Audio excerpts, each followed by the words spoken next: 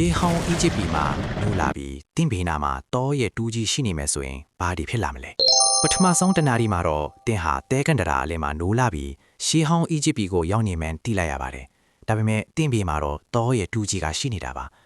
အဲ့ဒီတူးကိုတင်မကြည့်လိုက်တဲ့အချိန်မှာပဲကောင်းကင်ကနေမိုးကြိုးတွေပစ်ချလာပါတော့တယ်အဲ့ဒီချိန်ကျမှဒီတူးမှာမိုးကြိုးနတ်မင်းရဲ့ဆွမ်းနာတွေရှိနေမှန်းတင်သိလိုက်ရတာပါပဲဒုတိယတနာရီမှာတော့တင်မြို့သေးကိုလမ်းလျှောက်ဝန်းသွားတဲ့အခါခိုးသားတယောက်ကတင့်တူးကိုခိုးဖို့ကြိုးစားခဲ့ပါတယ်ဒါပေမဲ့သူအဲ့ဒီတူးကိုကင်လိုက်တာနဲ့တူးကအရန်လေးလန့်သွားပြီးသူမြေကြီးပေါ်လဲကျသွားပါတော့တယ်ရွာသားတွေကတော့ဒါကိုရိုးရိုးတူးပဲလို့ထင်ပြီးဝိုင်းရဲကြတာပေါ့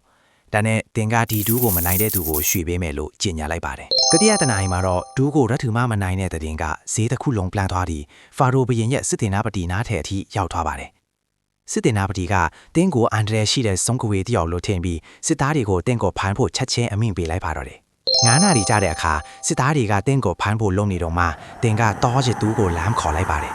အဲ့ဒီအချိန်မှာပဲခေါင်းကင်ကြီးတစ်ခုလုံးမောင်မဲသွားပြီးမိုးကြိုးတွေပစ်ချလာတာကြောင့်နန်းတော်တွေကလူအလုံးမင်တဲသွားကြပါတယ်စင်နာရီကြာတဲ့အခါမှာတော့တင်းရဲ့မိုးကြိုးစွမ်းအားတွေကတမျိုးလုံးကိုတုံခါသွားစေပြီးရှီဟောင်းပီရမစ်ကြီးတောင်လှုပ်ခါလာပါတယ်